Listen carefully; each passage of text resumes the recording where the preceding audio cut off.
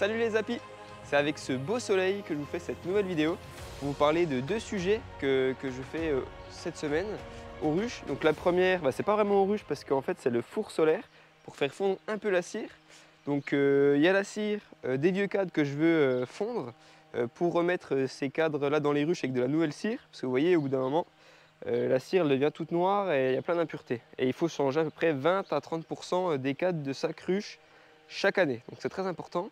Et puis aussi, toute la cire que je récupère tout au long de l'année, quand on ouvre les ruches, des fois le bâtisse est un peu à côté, entre les cadres, etc. Donc du coup, je la récupère et je peux la faire fondre. Ça, c'est de la cire très pure parce qu'elle est très blanche. Donc on peut la séparer de celle-ci qui va être plus jaune, jaune foncé, quoi. Donc il y a vraiment une vraie différence entre la cire qu'on va faire fondre. Donc je ne vais pas vous le montrer en entier, le sérificateur solaire, donc le four solaire, puisque j'ai déjà fait une vidéo là-dessus. Il y avait eu cette amélioration-là, je crois que je l'avais montré. C'est que mon papa nous a fait un beau socle pour la vitre. Donc ça c'est vraiment super. C'est beaucoup plus solide, beaucoup plus facile à mettre. Donc on l'enlève comme ceci. Voilà, ça c'est le top. Donc là c'est tout en inox, ou en tout cas en métal, donc ça va fondre assez vite. Ça va très vite chauffer. Hop, je mets mon cadre comme ceci. Là on peut en mettre plusieurs, hein. Là j'en ai mis qu'un pour vous montrer. Mais on peut en mettre beaucoup. Ça va fondre et puis le noir ne va pas forcément partir à 100% parce qu'il n'y a plus que de la cire là-dedans, il y a aussi des impuretés, des autres choses puisque les larves sont développées. Donc je pourrais l'enlever à la main très facilement parce que ça sera tout mou. Donc c'est ça l'avantage. Et puis je ferai dans un deuxième temps toute cette cire là pour avoir de la cire très pure. Ensuite là il y a un petit trou juste ici qui va donner sur le seau juste là. Donc ça c'est parfait. Et puis ce qu'on peut faire parfois c'est mettre un petit filet en métal pour éviter d'avoir trop d'impuretés. Après on peut la faire fondre en deux fois aussi la cire pour essayer de l'épurer un maximum. Il n'y a pas de problème pour ça. C'est vrai que c'est assez pratique. Voilà pour ce sujet là. Et là ce que je vais faire c'est que je vais aller au rucher chercher les hausses. Donc je vais faire un petit bilan avec vous des hausses que je vais récolter aujourd'hui. Donc franchement très surpris encore, enfin, en tout cas depuis la dernière vidéo sur le miel qui a été produit, je suis très content parce que ça s'est maintenu. Elles ont continué de produire un petit peu, donc on va aller voir ça ensemble. Là j'ai mis la petite ceinture pour pouvoir appuyer la hausse sur la ceinture. Ça va être plus facile à porter. Allez c'est parti, on va aux ruches. Ça y est les apis, nous sommes arrivés aux ruches. Donc la voiture je l'ai mis au plus près possible pour pouvoir amener les hausses super lourdes ici. Donc j'ai mis des couvre-cadres avec un chasse-abeille parce que j'avais ça sous la main. Puisque vous savez les hausses coulent un peu le long du trajet. Donc voilà, pour protéger un peu la voiture j'ai mis ça, je les poserai les hausses dessus. Ça j'ai pris l'escabeau parce que hier je me suis esquinté à emmener les hausses pleines en haut des chasse-abeilles. Le problème c'est que fallait que je les emmène plus haut que l'épaule. Donc 20-25 kg, plutôt même 25 kg au-dessus de l'épaule. Cette fois-ci j'étais tout seul et ce serait vraiment galère. J'avais chaud aussi. Bon là il fait, on est 10h15 le matin, il fait à peu près 25 degrés à l'ombre, donc voilà on se retrouve en plein soleil, donc 40.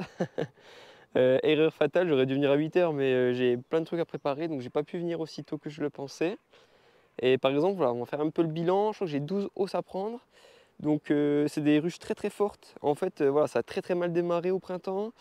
C'était la famine, ça s'est quand même maintenu, ce rucher là c'est mieux maintenu que les autres parce qu'il y avait du colza et du pissenlit, ça a permis de maintenir le couvain et une certaine réserve dans les corps de ruche, donc ça c'était super. Et quand il a fait beau, elles ont pu repartir à fond, même si elles n'avaient pas produit du tout de miel en avril. Donc dès mai elles ont commencé à réussir à stocker un petit peu plus, et puis en juin c'était l'explosion quand il a fait super beau. Donc là c'est deux hausses qu'elles sont en train de remplir, donc ça c'est la hausse qu'elles remplissent, c'est la troisième qu'elles remplissent. Ça je l'ai mis hier donc elle est vide. Celle-là elle est pleine, celle-là elle est pleine. Donc là je pense qu'il y a bien 15 kg par hausse, donc ça se trouve 30 kg déjà de fait. En tout cas j'espère, on va voir l'extraction. Sinon là on a une hausse à prendre, là on en a deux, là on en a deux. Celle-là très forte, c'est une ruche vraiment incroyable. C'est une colonie de chez Quentin celle-là, vous allez voir à l'intérieur, c'est vraiment rempli de miel. Là il y en a deux aussi, là il y en a une parce qu'elle avait essaimé, donc ça va un peu capoter. Là il y avait un problème de reine, du coup c'est pas reparti, j'ai remis des cellules royales. Et puis on va voir ce que ça donne. Là il y a deux hausses à prendre. Là il n'y en a pas. Celui-là, alors je sais pas ce qu'elle a toujours été en retard. Et je pense qu'avec la famine, elle n'a pas réussi à avoir les stocks comme les autres et du coup elle a eu beaucoup de mal à repartir. Population très faible. à un moment, je pense que du coup elle a eu beaucoup de mal, donc c'est pour ça qu'elle a qu'une hausse qui est en cours. Et puis elle, très bien, elle a 2 hausses pleines, enfin plutôt pleines quand même. Et puis comme aux autres endroits, celle-là qui est déjà en train d'être remplie, et puis celle-là qui est vide, que j'ai mis hier. Bon après, elle n'est pas encore très pleine, hein. C'est surtout la grosse colonie là, de chez Quentin que je disais, celle-là qui a bien marché, que les 2 hausses là étaient vraiment archi pleines, et la troisième était bientôt pleine aussi, donc bientôt 3 hausses de fête sur celle-là. Et vous voyez, ça butine quand même pas mal, ça y va, malgré le petit orage d'hier soir. Bon, il y a eu 3 gouttes, hein, donc ça n'a pas dû laver les fleurs, j'espère. Voilà. Et donc là, je vais vous montrer comment je vais faire pour prendre les hausses. Bon, en tout cas, là, il y a le chasse-abeilles, donc normalement, ça s'est vidé. Et j'ai le souffleur pour enlever les abeilles qui restent. Parce que, voilà, comme il y a 2 hausses, c'est dur pour elles de tout redescendre dans une nuit, ce que j'ai mis hier soir. Donc, ouais, ce qui est conseillé, c'est à peu près 24 heures, 12 à 24 heures. Donc, on va voir comment c'est dedans. Et puis, je souffle les abeilles qui restent avec le souffleur et je les emmène dans la voiture. Allez, c'est parti, on regarde ça ensemble.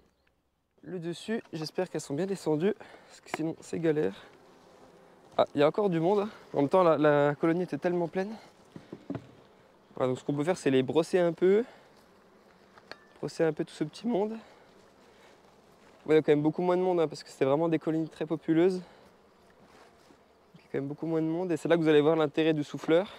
Donc là, ce que je fais, c'est que je vais basculer ma hausse. Hop. Donc, qui est très lourde, donc c'est pas facile, hein. Vous voyez, je la bascule comme ça. Voilà. Là, elle est pleine de miel. Et là, je fais ça entre chaque intercadre pour faire s'envoler les abeilles. Et ça marche plutôt bien, hein. Donc là, la difficulté sur cette hausse, c'est qu'elles sont construites serrées et du coup, j'ai du mal à accéder avec le souffleur. C'est juste ça la difficulté sur celle-là. Donc là, hop, je prends ma hausse. Hop là, c'est bien lourd. On sait qu'il y a du miel. C'est parfait. Donc là, on fait pareil pour celle-là. On la bascule. Hop, on la bascule comme ça.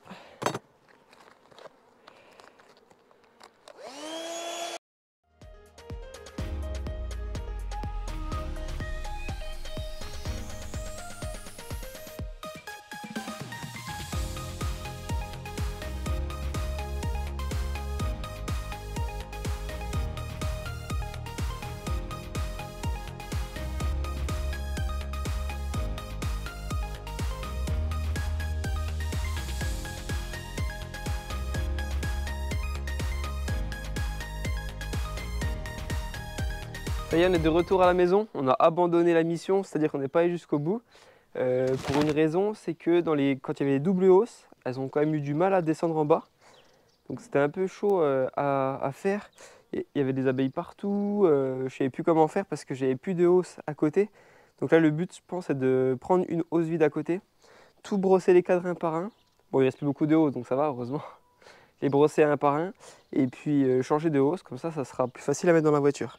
En tout cas, moi, je suis bien crevé. Il fait un peu trop chaud, ouais, il faut aller plus tôt le matin, hein, parce que là, ça va pas du tout. Bon, les apis, finalement, j'ai craqué. J'ai pas tout brossé à la main. J'ai acheté un souffleur, on va dire professionnel, ou en tout cas un vrai souffleur qui souffle fort. Donc c'est facile à utiliser. Il y a juste un petit on-off, une batterie pour aller n'importe où. Hop, et vraiment très puissant.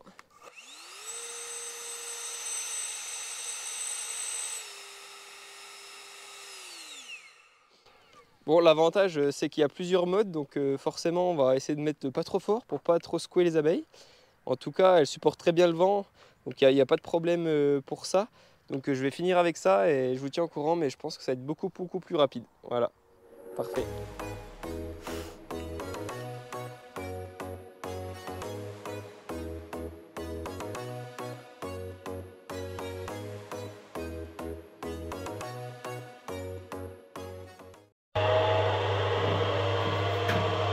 Et première tournée de l'année, l'extracteur tourne bien, ça fait du bon miel, et là on va pouvoir voir couler le premier miel de l'année.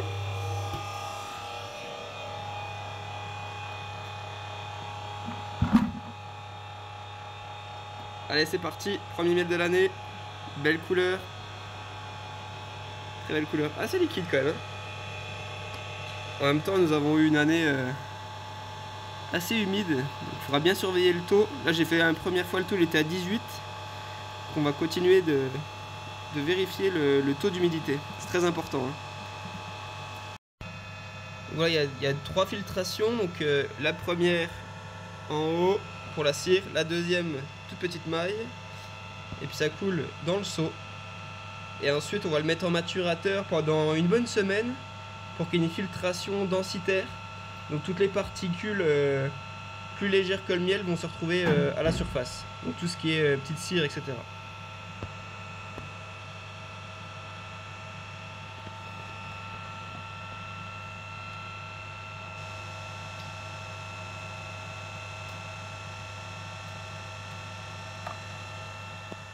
Donc voilà pour cette vidéo, elle est très courte, hein, on va pas aller plus loin.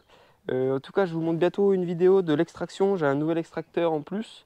Je vous ferai une petite démo. Et puis on se tient au courant. Dites-nous aussi comment vous faites quand il y a 2 hausses. Est-ce que vous mettez 2 chasses-abeilles ou vous faites comment? Parce que du coup, elles ont du mal à descendre, je trouve. Est-ce que vous attendez plus longtemps ou est-ce que vous avez une autre méthode? Voilà. Bon allez, merci d'avoir regardé la vidéo. Je vous dis à très vite. Allez, ciao.